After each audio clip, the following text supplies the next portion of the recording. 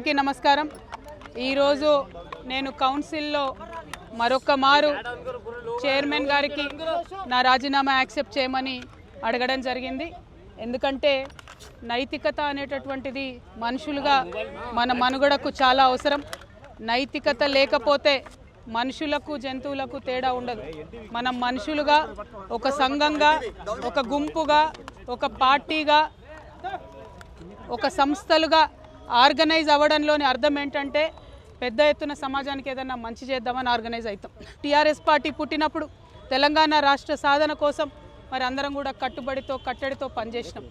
తదనంతర కాలంలో ఎప్పుడైతే అధికారం వచ్చిందో ఎప్పుడైతే తెలంగాణ ఉద్యమ ద్రోహులంతా కూడా టీఆర్ఎస్ పార్టీలో చేరారో అసలైన ఉద్యమకారులను ఉద్యమంలో మనతో కలిసి పనిచేసినటువంటి ఉద్యమ సహచరులను రాత్రనక పగలనక గుర్తింపు ఉన్నా లేకపోయినా కార్యకర్తలుగా గ్రామ గ్రామాన పనిచేసినటువంటి లక్షలాది మందికి మరి టీఆర్ఎస్ పార్టీలో ఏనాడు ఇస్మంతా కూడా గౌరవం దక్కలేదు। వేలు పోస్టులు డైరెక్టర్ పోస్టులు ఖాళీగా ఉంటే ప్రభుత్వంలోకి వస్తే కనీసం ఒక తెలంగాణ ఉద్యమకారుడు కూడా పార్టీ నాయకత్వానికి గుర్తురాకపోవడం చాలా శోచనీయం। తెలంగాణ ఉద్యమంలో వేలాది మంది ఆడబిడ్డలు పాల్గొంటే నాలాంటి ఒకరిద్దరికి తప్పితే అవకాశాలు వేరే వాళ్ళకి రాకపోవడం దారుణం। అవకాశాలు వచ్చిన నాలాంటి ఒకరిద్దరిని కూడా చిత్రహింసలు పెట్టి నానా విధాలుగా కట్టడిలు చేసి నానా విధాలుగా అవమానం చేసి రాజకీయంగా ఎదగకుండా చేసి మరి ఆ పార్టీ ఏం సాధించుకుందో తెలంగాణ ప్రజలకు చెప్పాలి। 9.5 సంవత్సరాలలో దాదాపు 14 లక్షల కోట్ల బడ్జెట్ పెట్టి అందులో 12 లక్షల కోట్లు ఖర్చు పెట్టి 1,89,00,000 కోట్లు కేవలం ఇరిగేషన్ పెట్టినటువంటి మరి బీఆర్ఎస్ పార్టీ కనీసం ఎందుకు పేద ప్రజలకు ఇండ్లు ఇవ్వలేకపోయిందో తెలంగాణ ప్రజలకు సమాధానం చెప్పాలి। మరి చేసినాం, కొంత మంచి చేసినాం, కానీ అది పర్మనెంట్గా అందేటట్టుగా చేయలేదు।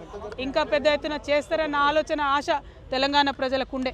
బీఆర్ఎస్ పార్టీ నుండి ఇవాళ ఎంతోమందికి ఆశలు అడియాశలు అయిపోయినాయి।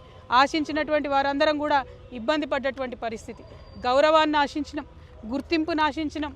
జనవరి 26 నాడో ఆగస్టు 15 నాడో జూన్ 2 నాడో ఒక తామ్రపత్రం ఆశించారు, అంతకుమించి మా ఉద్యమకారులు ఏం ఆశించలే। కానీ వాళ్ళకి ఎన్నడూ గుర్తింపు ఇవ్వలే, ఐడి కార్డులు అడిగితే ఆ గుర్తింపు ఇవ్వలే। వాళ్ళని కాదని కాంగ్రెస్ పార్టీని గెలిపిస్తే వచ్చినటువంటి కాంగ్రెస్ పార్టీ కూడా గత 2 సంవత్సరాలుగా మరి ప్రజలను ఉద్యమకారులను మహిళలను ముఖ్యంగా నిరుద్యోగులను విపరీతంగా మోసం చేస్తూ వస్తున్నది।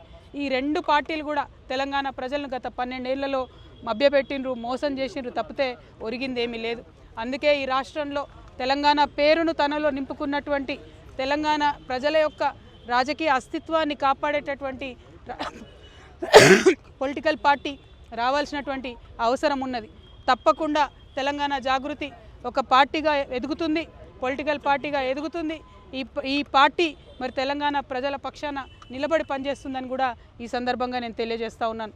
మరి పార్టీ ఎప్పుడు ఏంది విధి విధానాలు ఏందన్న అన్నీ చిన్న సాంకేతిక అంశాలు, కానీ రాబోయే అసెంబ్లీ ఎన్నికలలో తెలంగాణ ప్రజల పక్షాన నిలబడి పోటీ చేయడానికి, నిలబడి వారి యొక్క హక్కులను కాపాడడానికి, ప్రజల పక్షాన పనిచేయడానికి తెలంగాణ జాగృతి ఒక శక్తిగా ఖచ్చితంగా చట్టసభల్లో తిరిగి అడుగు పెడుతుందనే విషయాన్ని ఎటువంటి అనుమానం లేకుండా నేను ఇవాళ తెలియజేస్తూ ఉన్నాను। ఆహ్వానం పలుకుతూ ఉన్నాను మా లెఫ్ట్ పార్టీ సోదరులకు, మావోయిస్ట్ సింపథైజర్లకు, మావోయిస్టులకు, ఎవరైతే మనుగడ సాగించలేకపోతూ ఉన్నారో, ఎవరైతే కొత్త రాజకీయ శక్తులు రావాలి ఈ రాష్ట్రంలో ఆలోచిస్తున్నారో, ఎవరైతే ప్రజాస్వామ్యబద్ధంగా పనిచేసే పార్టీలు రావాలనుకుంటున్నారో రండి, ఒక ఆడబిడ్డగా నేను ముందడుగేస్తున్నా, నాకు మద్దతు ఇవ్వండి।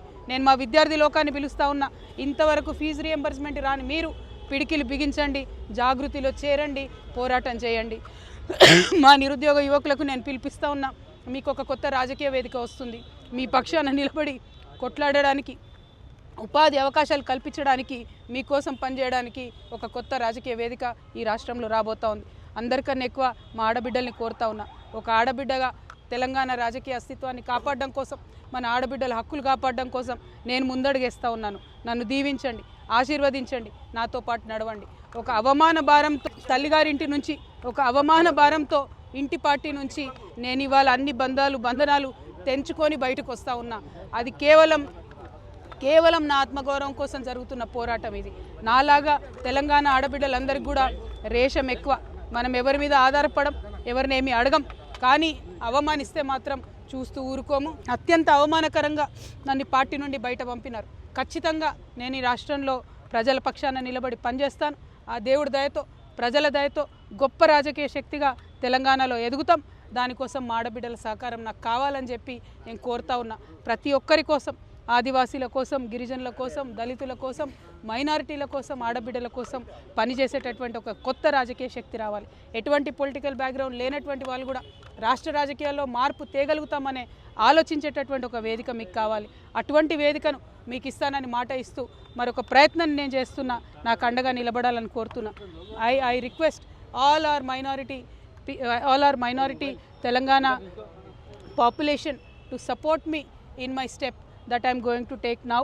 We are going to form a political party in this state. It will definitely create a lot of space for people who wanted to work in a democratic front, people who wanted to work in a democratic forum.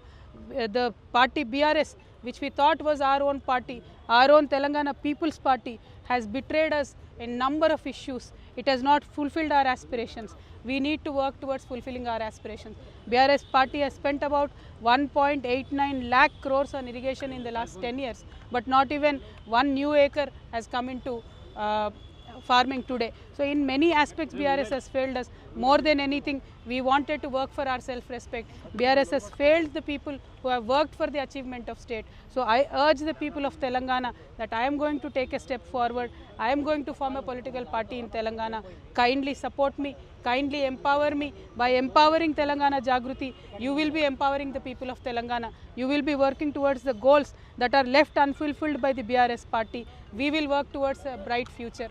मैं हमारे सारे मुसलमान भाई बहनों से भी request करती हूँ, तेलंगाना में एक सेक्युलर फोर्स की ज़रूरत है. तेलंगाना में एक सेक्युलर और अनबायस्ड फोर्स की ज़रूरत है.